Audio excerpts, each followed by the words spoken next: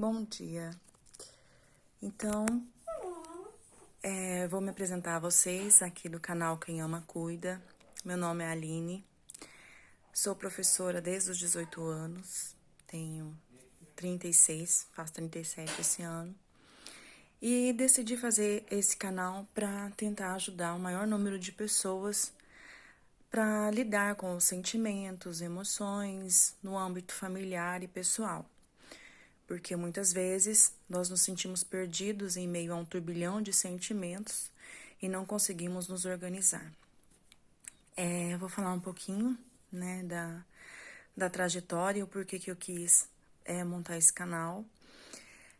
Então, desde os 18 anos, eu trabalho com jovens, porque eu sou professora de língua portuguesa, e percebo a frustração, sentimentos de desprezo e muita dor, né, que eles carregam no peito por não ter um diálogo condizente, um diálogo legal com seus familiares, com seus entes queridos.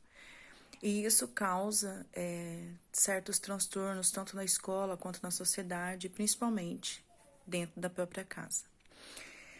Eu sou formada em letras, tenho especialização em língua portuguesa e literatura brasileira, coordenação pedagógica e planejamento. Então, tive alguns transtornos, né? Início de depressão, sofro com ansiedade. Tenho 3 filhos, fui mãe aos 19 anos, me casei aos 18. Então, desde aí, eu comecei a enfrentar a vida de uma forma mais séria, vamos dizer assim. Porque além das dificuldades, além do início do casamento, eu tinha uma criança pequena, né? Então as dificuldades foram tanto financeiras quanto psicológicas, porque eu me casei, saí da minha casa, do seio dos meus pais, da minha mãe, das minhas irmãs, e fui, né, em busca de melhorias com um filho pequeno e um cachorro. Era a única coisa que a gente tinha. E então, isso tudo, mais um filho, né, que ninguém nasce com manual de instrução de como ser mãe, de como agir em todas as situações, foi bem complicado. Nós não tínhamos carro, não tínhamos casa própria, né, eu ia trabalhar de bicicleta na chuva, enfim, né, isso tudo passou, mas tivemos que passar para tanto o crescimento pessoal quanto profissional. E aí, no decorrer dos anos, eu fui percebendo que a falta de diálogo, ela nos traz danos imensos, né? Eu falo por experiência própria. Muitas vezes nós nos fechamos no nosso mundinho, acreditando que as pessoas que convivem conosco têm por obrigação saber que nós não estamos bem. Então nós nos fechamos a cara, nos isolamos, não queremos conversar com ninguém e acreditamos que eles, né, eu digo eles, quem convive conosco, deve saber que nós não estamos passando por um período legal. Seja ele na questão profissional, seja ele na questão pessoal. Porque muitas vezes nós acordamos e falamos, meu Deus, o que eu estou fazendo de mim, né? Então, nos desgostamos e passamos, então, a ter um certo acúmulo de sentimentos. Esse acúmulo de sentimentos, ele não nos faz bem. Porque o que acontece? Quando nós temos obrigações como ser mãe, ser profissional, cuidar de casa e ser esposa, alguma coisa, se nós não tivermos uma organização interna, vai ficar à mercê do acaso. E aí, com todos esses acúmulos, o que eu queria? Que as pessoas que convivessem comigo tivessem a noção de que eu não sou a única responsável pela casa, que todos deveriam dividir as obrigações, mas eu nunca falei isso. E aí, o que eu comecei a fazer? Eu comecei a me dedicar mais à minha vida profissional e deixei de lado a minha casa. E isso começou, então, a trazer alguns transtornos, porque eu não me sentia mais pertencente ao meu lar. O único lugar que eu me sentia bem era na escola. Então lá eu me sentia bem, eu me sentia feliz, mas também começou a afetar lá, porque nós começamos a nos irritar muito facilmente. E aí nós perdemos a paciência com os filhos com mais facilidade, com todos que convivem conosco.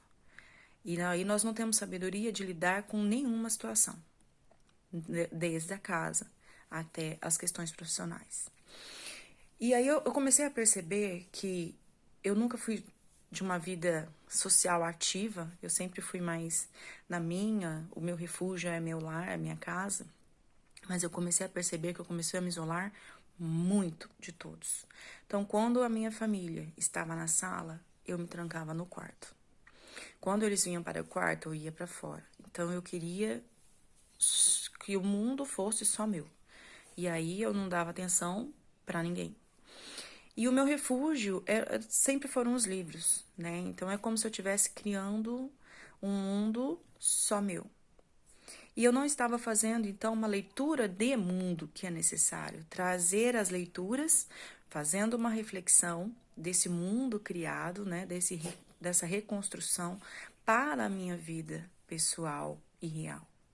Então, essa é uma leitura interessante de ser feita sempre. Então, pode ser um romance, pode ser um poema, pode ser uma crônica, mas nós temos que sempre fazer essa troca, né? Então, esse mundo criado, ele tem alguma lição interessante para o nosso mundo real. E qual é essa lição?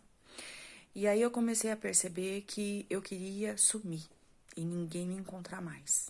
Foi aí que eu me atentei que eu não estava querendo falar com a minha mãe, não estava querendo falar com minhas irmãs, eu estava com raiva do mundo, raiva de mim, raiva de todo mundo.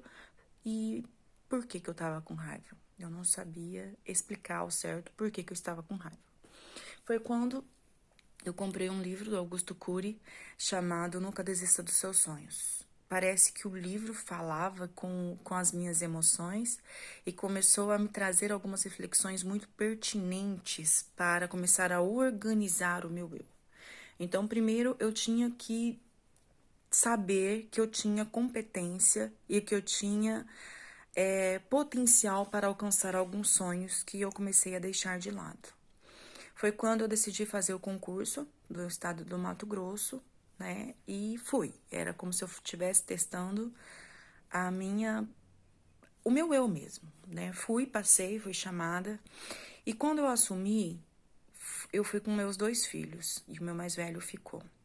Foi um desafio e tanto. E uma autobusca, um autoconhecimento ímpar.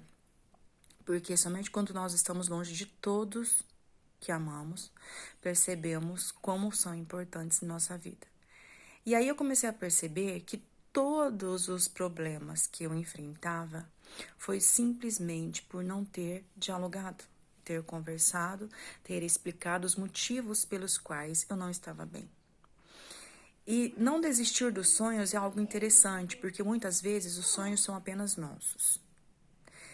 E quando nós compartilhamos dos sonhos com alguém, a maioria das vezes ouvimos: ah, larga de ser louca, isso não vai dar certo, isso não é legal.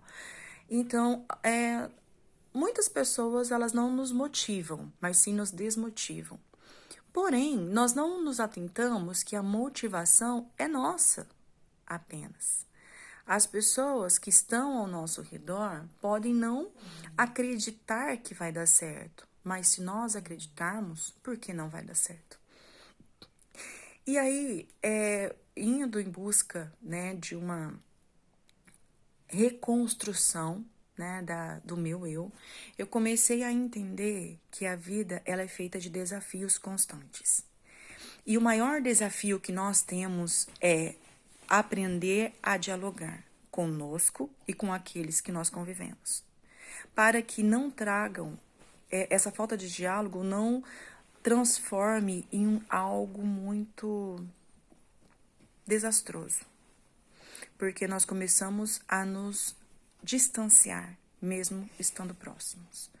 E isso não é bom, nem para nós e nem para ninguém.